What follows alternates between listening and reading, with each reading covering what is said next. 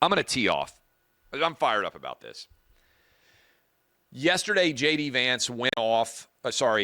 Walz went off on J.D. Vance over the fact that he's a venture capitalist. And Tim Walz said, I don't even know what a venture capitalist does.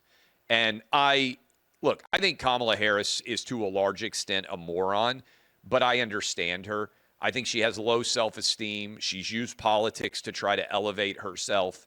Politics is, since she doesn't have any kids of her own, since she didn't get married until she was 49, politics is the way that she defines herself, and she desperately wants to be liked. That means that she's taken every position on every issue under the sun. She is in a desperate demand for you to like her. I think she would be an awful president. I think she's been an awful vice president. I think that she has left-wing policy perspectives. But I think by and large, she is just a pandering politician who will say whatever is necessary to get elected, which sadly is not that uncommon for politicians in general. I dislike Tim Walz far more because I think that he is cosplaying a red state voter, and in the process, he's trying to make red state people like me look like buffoons in a way that he thinks reflects what we are really like. And let me explain. My name is Clay Travis. My grandfather had an 8th grade education, Henry Clay Travis. He worked in a coal mine in Muhlenberg County, Kentucky. He had an 8th grade education. He never took an airplane flight in his entire life. He worked in a factory at DuPont in Old Hickory, Tennessee, came down to the Nashville area. Old Hickory's north of Nashville from Kentucky, and that is why my family is here. That is why I was born in Nashville. His decision to come work in a factory in DuPont in the 1930s, that is why he came down. A lot of his different family members came down from Kentucky coal country to the Nashville area because you could make a better living here. A generation later, my dad goes to college. A generation later, I get to go to college and law school, and now I'm sitting here somewhat successful in media, being able to make a living, talking to all of you on the biggest radio show in the country, biggest cable channel in the country, oftentimes sports, politics, everything. And I'm able to do it because of the success that he had despite having an 8th grade education. He's an incredibly smart guy, a lot of common sense. And his dream, and my dad's dream, and my other granddad's dream, and my mom's dream was that their kid and their grandkid could do things in their life that they were not able to. That is the American dream. Every single one of you out there right now, if you have kids or grandkids, want those kids or grandkids to achieve a different level of success, a higher level of success in their lives than you did. It's what I want for my kids now as a dad. When Tim Walz is going around saying, I'm from Nebraska, none of my classmates went to Yale Law School, it's actually an insult to everybody in those states and to your classmates. It's not something to be proud of that they achieved less than you could have hoped for them to achieve.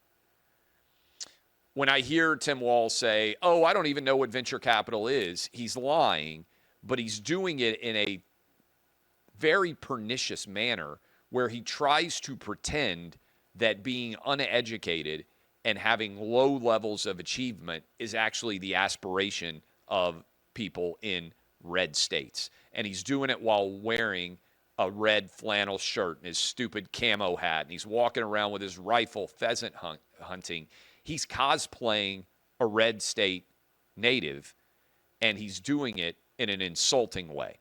Look, this is a new pivot for Democrats because back in the day, Bill Clinton and Barack Obama, Bill Clinton in particular, sold the American dream of, even though I am the son of a single mother from Hope, Arkansas, I can still go to Georgetown. And I can still go to Yale Law School, and I can become governor, and I can rise to be president of the United States. That is, his pathway of achievement was a sign of how readily possible and amazing Americans' opportunities really are. So when Tim Walz is saying nobody went to Yale Law School from my class, no, I don't even know what venture capital is, which is what J.D. Vance ended up doing. What he's really insulting is anyone who has hoped, who has had ambition from a position of not having very much to one day have a lot to achieve the American dream. J.D. Vance, single mom, drug addict, raised to a large extent by his grandma, went to the Marines, then went to the Ohio State University, State College. Then he went to Yale Law School. Whatever you think of J.D. Vance's politics, then became a millionaire venture capitalist. Whatever you think of J.D. Vance's politics, isn't that what we should want for anyone out there who is raised by a single parent to go to college, to go to law school, to become a multimillionaire? That's what I would want if I were being raised by a single parent. I know it's what my grandparents were hoping that one day I might be able to do. I know it's what my parents were hoping I might one day be able to do.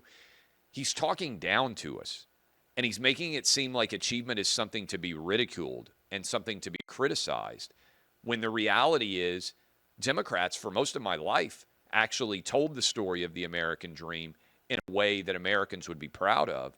Now achievement, merit itself, is under attack. And I think it's really important that we call it out when we see it.